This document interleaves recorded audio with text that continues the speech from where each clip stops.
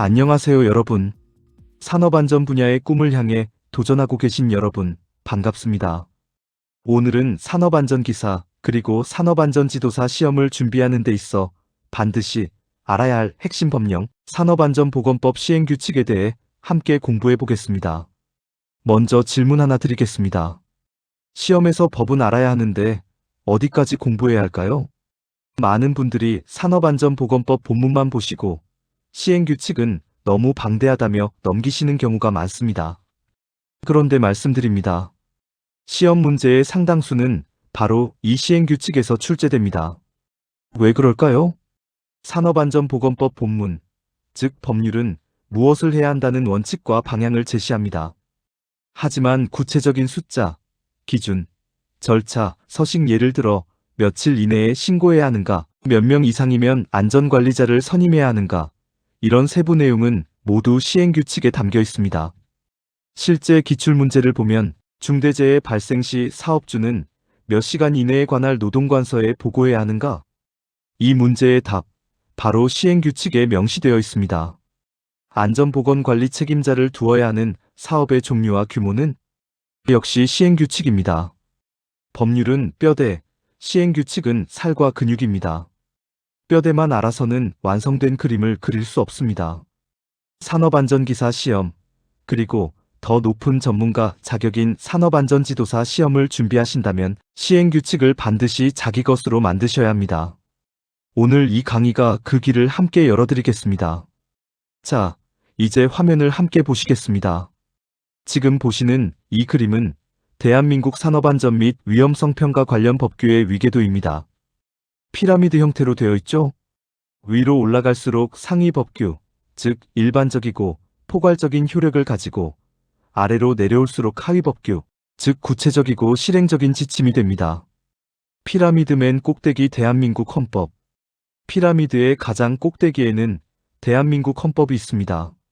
모든 법의 어머니이자 최상위 규범입니다. 모든 법령은 헌법의 테두리 안에서 만들어집니다. 두 번째 층 법률입니다. 그 아래 초록색 층이 보이시죠? 이것이 바로 법률입니다. 우리가 쉽게 부르는 법이 바로 2단계입니다. 국회에서 제정하고 대통령이 공포합니다. 여기서 중요한 포인트. 여러분이 공부하실 때 헷갈리지 않도록 오늘 강의에서는 번호 체계로 구분해 드리겠습니다. 법률은 10번 단위로 하겠습니다. 11번 산업안전보건법, 12번 중대재해 처벌 등에 관한 법률. 이렇게 기억해 두시면 됩니다. 세 번째 층 대통령령 또는 시행령입니다. 그 아래 노란색 층입니다. 대통령령, 즉 시행령이 여기에 해당합니다. 법률에서 대통령령으로 정한다고 위임한 사항을 구체화하는 역할을 합니다. 국무회의 심의를 거쳐 대통령이 서명합니다. 21번 산업안전보건법 시행령, 22번 중대재해처벌법 시행령. 네 번째 층 불령, 시행규칙입니다. 오늘의 핵심입니다. 자, 드디어 오늘의 주인공이 등장했습니다. 주황색 층, 바로 불령, 시행규칙입니다. 불령이란 각 부처의 장관이 제정하는 명령입니다. 산업안전 분야는 고용노동부 장관이 제정합니다. 31번 산업안전보건법 시행규칙, 오늘의 주인공. 46, 243이라는 숫자 보이시나요? 무엇일까요? 이는 산업안전보건법 시행규칙 총 243조문 중에 빈출문제가 46조문이라는 뜻입니다. 32번 산업안전보건기준에 관한 규칙. 다섯 번째 층 고시지침입니다. 피라미드의 맨 아래층은 고시와 지침입니다. 가장 구체적이고 현장 실무에 밀착된 내용을 담고 있습니다. 41번 사업장 위험성 평가에 관한 지침. 오늘 강의의 위치 확인 31번, 여기 있습니다. 자, 다시 피라미드를 보시겠습니다. 우리가 오늘부터 함께 공부할 30일 산업안전보건법 시행규칙은 이 피라미드에서 네 번째 층, 불령 자리에 위치해 있습니다. 헌법, 법률 10일, 시행령 20일, 시행규칙 30일, 고시 40일, 이 흐름을 한번 손가락으로 짚어보시겠어요? 위에서 아래로 내려올수록 더 구체적이 된다고 기억하시면 됩니다. 시행규칙은 법률과 시행령이 무엇을이라고 정한 것을 어떻게 얼마나, 언제까지 실행하는지를 규정합니다. 현장에서 직접 적용되는 가장 실용적인 법령이 바로 산업안전보건법 시행규칙입니다. 오늘은 두 가지를 함께 확인했습니다. 첫째, 시험 합격을 위해 시행규칙이 왜 중요한지. 둘째, 우리나라 산업안전 법령 체계에서 시행규칙이 어디에 위치하는지 살펴보았습니다. 10법률, 20시행령, 30시행규칙, 40고시지침. 이 번호 체계 꼭 기억해두세요. 이어서 본격적으로 30일 산업안전보건법 시행규칙의 주요 내용과 기출문제 풀이를 함께 시작하겠습니다. 안녕하세요. 오늘은 산업안전기사와 산업안전지도사 시험에서 자주 출제되는 산업안전보건법 시행규칙 핵심 조항과 기출문제를 함께 공부해 보겠습니다.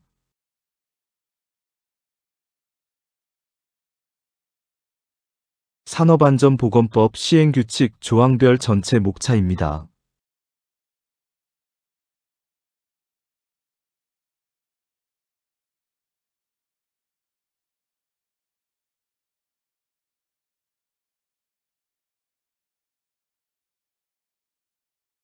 법령은 처음에는 어렵고 복잡하게 느껴질 수 있습니다. 하지만 시험은 결국 핵심 숫자와 기간, 대상과 절차를 정확히 기억하는 것이 중요합니다. 오늘은 조항별 핵심 내용을 쉽고 편안하게 설명드리고 실제 기출 유형 문제도 함께 풀어보겠습니다. 그럼 지금부터 시작하겠습니다.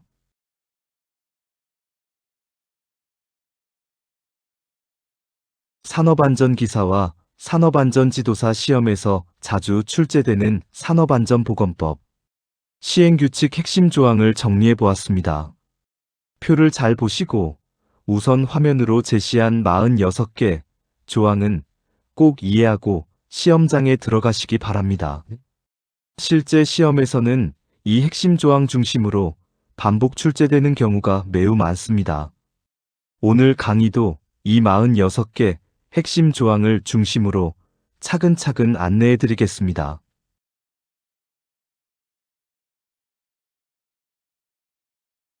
제3조 중대재해의 범위. 먼저 제3조 중대재해의 범위입니다. 이 조항은 산업안전기사와 산업안전지도사 시험에서 매우 자주 출제됩니다. 법에서는 중대재해를 세 가지로 규정하고 있습니다. 첫째, 사망자가 1명 이상 발생한 재해입니다. 둘째, 3개월 이상의 요양이 필요한 부상자가 동시에 2명 이상 발생한 재해입니다. 셋째, 부상자 또는 직업성 질병자가 동시에 10명 이상 발생한 재해입니다. 시험에서는 숫자가 가장 중요합니다. 1명, 2명, 10명. 이 숫자를 반드시 기억해 두셔야 합니다. 특히 3개월 이상의 요양이라는 조건도 매우 중요합니다. 이제 문제를 풀어보겠습니다. 문제입니다. 다음 중 중대재해에 해당하는 것은 무엇인가? 1번 사망자 1명 발생 2번 경상자 5명 발생 3번 1개월 요양 부상자 2명 발생 4번 부상자 3명 발생 정답은 1번입니다. 사망자가 1명 이상 발생하면 바로 중대재해입니다.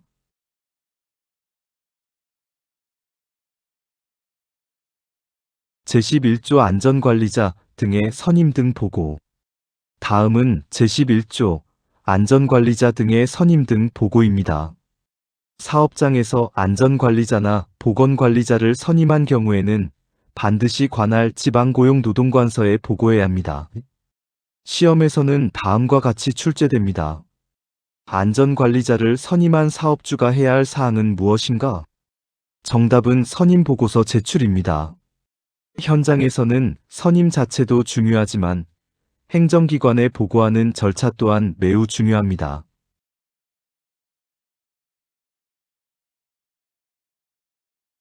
제12조 안전관리자 등의 증원교체 임명 명령. 다음은 제12조입니다. 이 조항은 사고가 자주 발생하는 사업장에 대한 관리 규정입니다. 고용노동관서는 다음과 같은 경우 안전관리자를 더 늘리거나 교체하도록 명령할 수 있습니다. 첫째, 연간 재해율이 같은 업종 평균의 2배 이상인 경우입니다. 둘째, 중대재해가 연간 2건 이상 발생한 경우입니다. 셋째, 관리자가 3개월 이상 직무를 수행할 수 없는 경우입니다. 시험에서는 특히 2배, 2건이라는 숫자가 중요합니다. 문제를 풀어보겠습니다. 안전관리자의 증언 또는 교체 명령 사유로 가장 적절한 것은? 정답은 재해율이 업종 평균의 2배 이상인 경우입니다.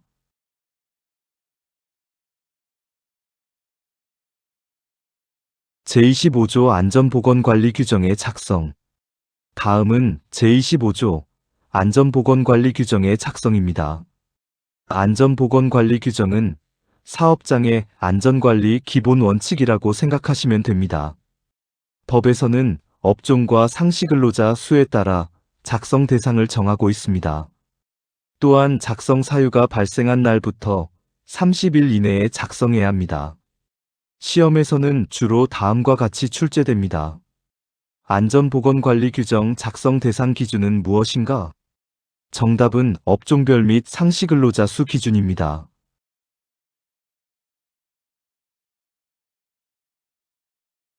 제26조 교육시간 및 교육 내용 등.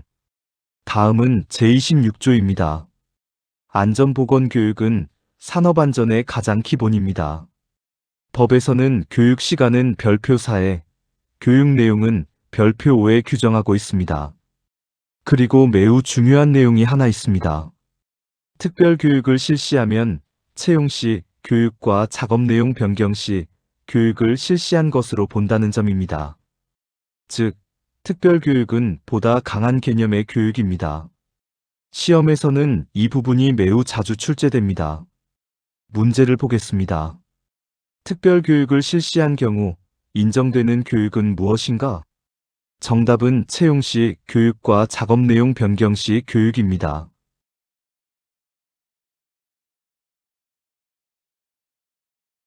별표 4교육 시간 기준. 이제 별표 4교육 시간 기준입니다.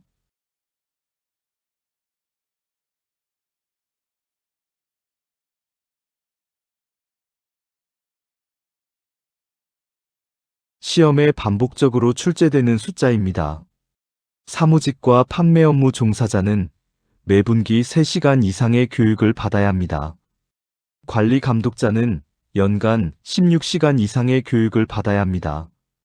특히 관리 감독자의 연간 16시간은 매우 중요합니다. 문제를 풀어보겠습니다. 관리 감독자의 정기교육 시간은 얼마인가? 정답은 연간 16시간 이상입니다.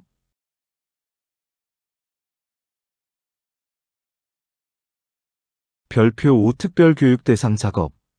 다음은 별표 5 특별교육 대상 작업입니다. 특별교육은 위험한 작업에 종사하는 근로자에게 실시합니다. 대표적인 작업은 다음과 같습니다. 밀폐공간 작업, 용접 작업, 프레스 작업, 크레인 작업, 화학물질 취급 작업 등이 있습니다.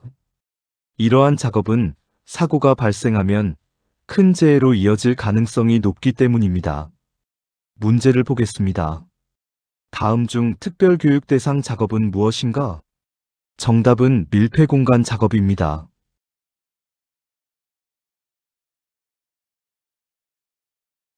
제27조 안전보건교육의 면제. 다음은 제27조입니다.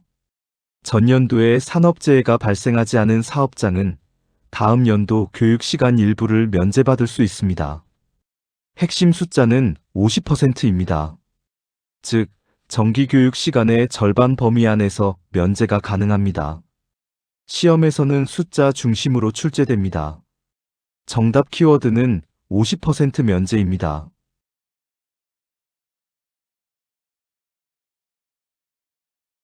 제28조 건설업 기초안전보건교육.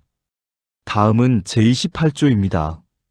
건설 일용 근로자는 현장 투입 전에 반드시 기초안전보건교육을 받아야 합니다. 건설 현장은 추락, 낙하, 협착 위험이 매우 높기 때문입니다.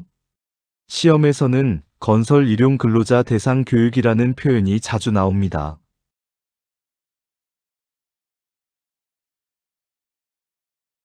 제29조 안전보건관리 책임자 등에 대한 직무교육. 다음은 제29조입니다. 안전관리자, 보건관리자, 안전보건관리 책임자 등은 선임된 후 3개월 이내에 신규 교육을 받아야 합니다. 그리고 이후에는 2년마다 보수 교육을 받아야 합니다. 시험에서는 다음과 같이 출제됩니다. 안전관리자의 신규 교육 시기는 언제인가? 정답은 선임 후 3개월 이내입니다. 또 다른 문제입니다. 보수 교육 주기는 얼마인가? 정답은 2년마다입니다.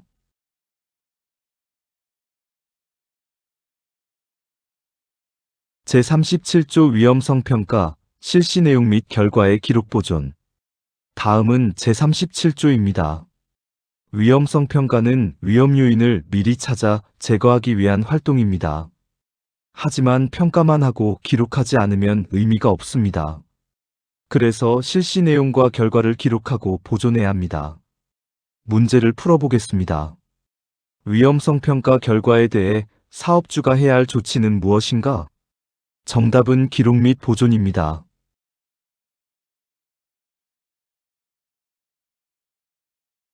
제38조 안전보건표지의 종류형 태색체 및 용도. 다음은 제38조입니다. 안전보건표지는 시험 단골 문제입니다. 금지 표지는 빨간색입니다. 경고 표지는 노란색입니다. 지시 표지는 파란색입니다. 안내 표지는 초록색입니다. 문제를 보겠습니다. 경고 표지의 색채는 무엇인가? 정답은 노란색입니다.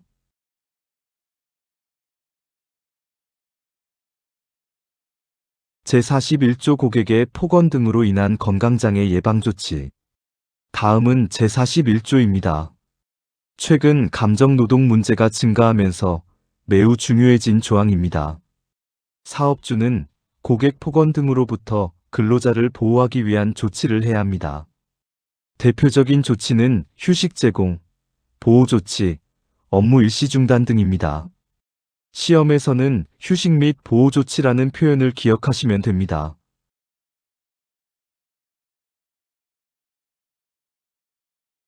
제42조 유해 위험 방지 계획서 제출.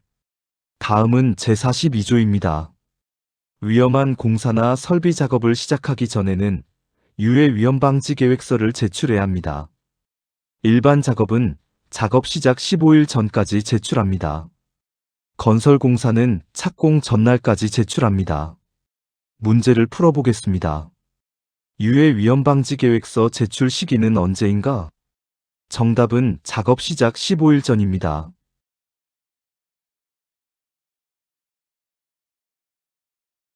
제50조 공정안전보고서의 세부 내용 등.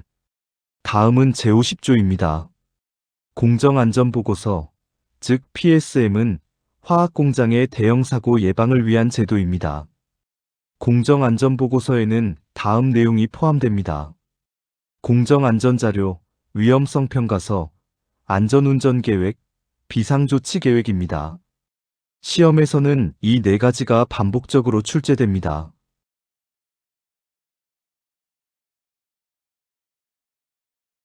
제51조 공정안전보고서의 제출 시기. 다음은 제51조입니다. 공정안전보고서는 반드시 설치 전에 제출해야 합니다. 사고 이후 제출하는 것이 아니라 사고 예방을 위한 사전 제출 제도입니다. 시험 핵심 키워드는 설치 전 제출입니다.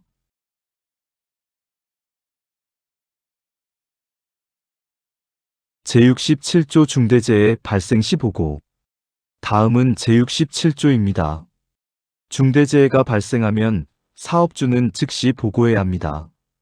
시험에서는 즉시라는 단어가 매우 중요합니다. 문제를 보겠습니다. 중대재해 발생 시 보고 시기는 언제인가? 정답은 즉시 보고입니다.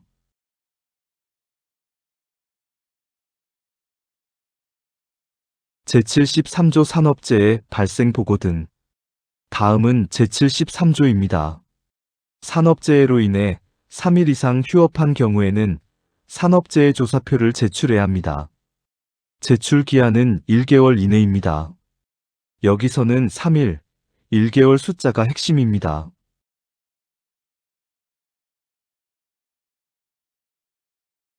제79조 협의체의 구성 및 운영. 다음은 제79조입니다. 도급 사업에서는 원청과 하청이 함께 안전관리를 해야 합니다. 그래서 협의체를 구성하고 매월 1회 이상 회의를 실시해야 합니다. 시험에서는 매월 1회 이상이 핵심입니다.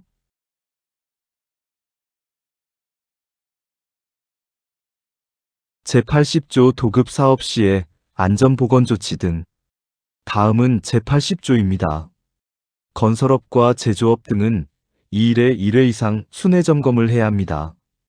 그 외 사업장은 일주일에 1회 이상 실시합니다. 시험에서는 숫자가 가장 중요합니다. 2일 1회, 일주 1회. 반드시 기억하시기 바랍니다.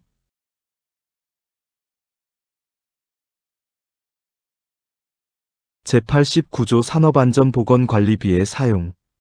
다음은 제89조입니다. 산업안전보건관리비는 근로자의 안전과 건강을 위해 사용하는 비용입니다. 대표적으로 보호구, 안전시설, 안전교육 등에 사용됩니다. 시험에서는 보호구 및 교육비라는 표현이 자주 출제됩니다.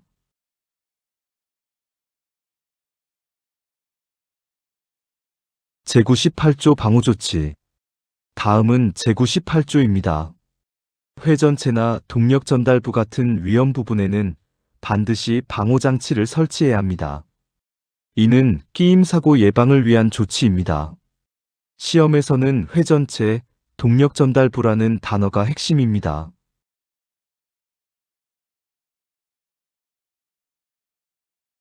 제107조 안전인증 대상기계 등. 다음은 제107조입니다. 대표적인 안전인증 대상기계는 프레스와 리프트입니다. 시험 단골 문제이므로 반드시 기억해 두셔야 합니다.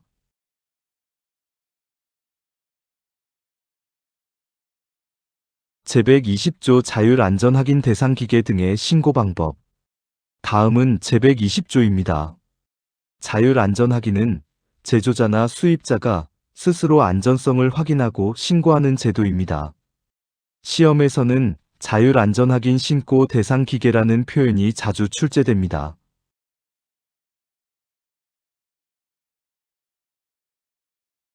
제126조 안전검사의 주기와 합격 표시.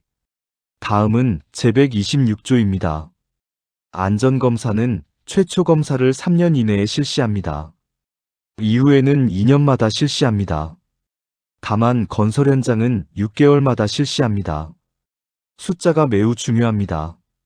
3년, 2년, 6개월. 꼭 기억하시기 바랍니다.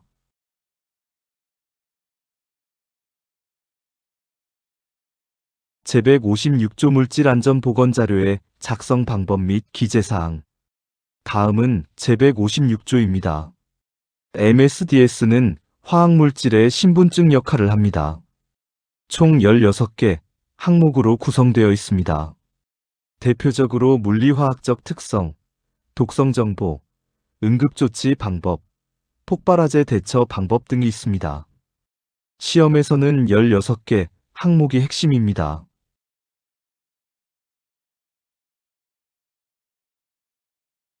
제160조 물질안전보건자료의 제공 방법. 다음은 제160조입니다. 사업주는 MSDS를 근로자가 쉽게 볼 수 있도록 제공해야 합니다. 방법은 비치, 게시, 전자문서 등이 있습니다. 시험에서는 이 세 가지 표현이 자주 출제됩니다.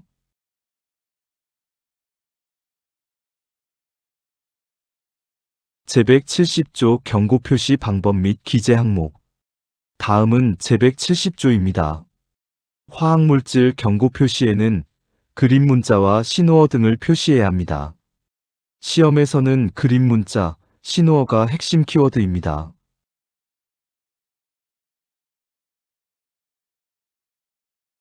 제186조 작업 환경 측정 대상 작업장 등. 다음은 제186조입니다. 유해인자가 있는 작업장은 작업 환경 측정을 실시해야 합니다. 대표적으로 분진, 소음, 화학물질 작업장이 있습니다.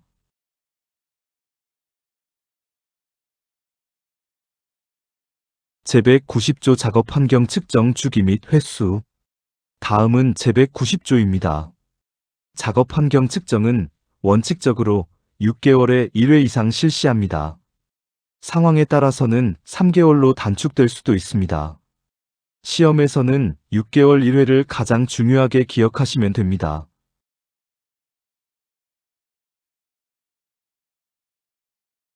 제197조 일반 건강진단의 주기 등.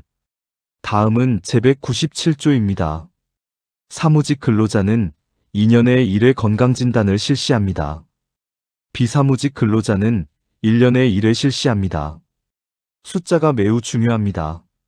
사무직 2년, 비사무직 1년.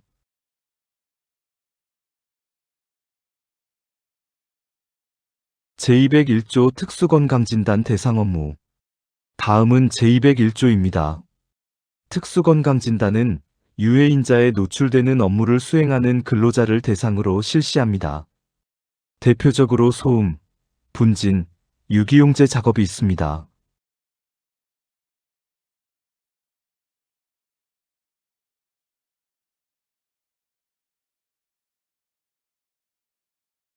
제210조 건강진단 결과에 따른 사후관리 등. 다음은 제210조입니다. 건강진단 결과 이상이 발견되면 사업주는 사후관리를 해야 합니다. 대표적인 조치는 작업전환, 치료, 근로시간 단축 등입니다. 시험에서는 작업전환 및 치료라는 표현을 기억하시면 됩니다.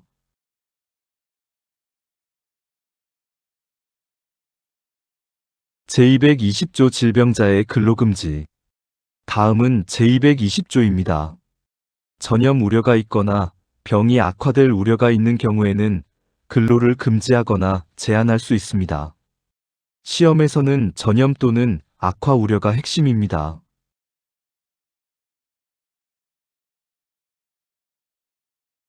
제222조 역학조사의 대상 및 절차 등. 다음은 제222조입니다. 역학조사는 직업병의 원인을 조사하는 절차입니다. 작업 환경과 유해인자 노출 여부 등을 함께 조사합니다. 시험 핵심은 직업병 원인 조사입니다.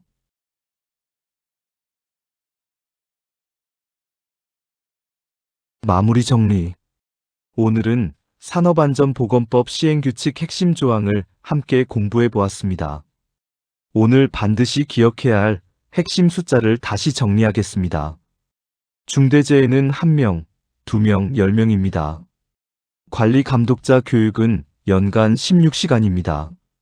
무재해 사업장의 교육 면제는 50%입니다. 유해 위험 방지 계획서는 작업 시작 15일 전 제출입니다. 산업재해 조사표는 1개월 이내 제출입니다. 순회 점검은 2일 1회입니다. 작업 환경 측정은 6개월 1회입니다. 일반 건강진단은 사무직 2년, 비사무직 1년입니다. 이 숫자들만 정확히 기억해도 시험에서 큰 도움이 됩니다. 오늘도 정말 수고 많으셨습니다. 끝까지 함께 해주셔서 감사합니다.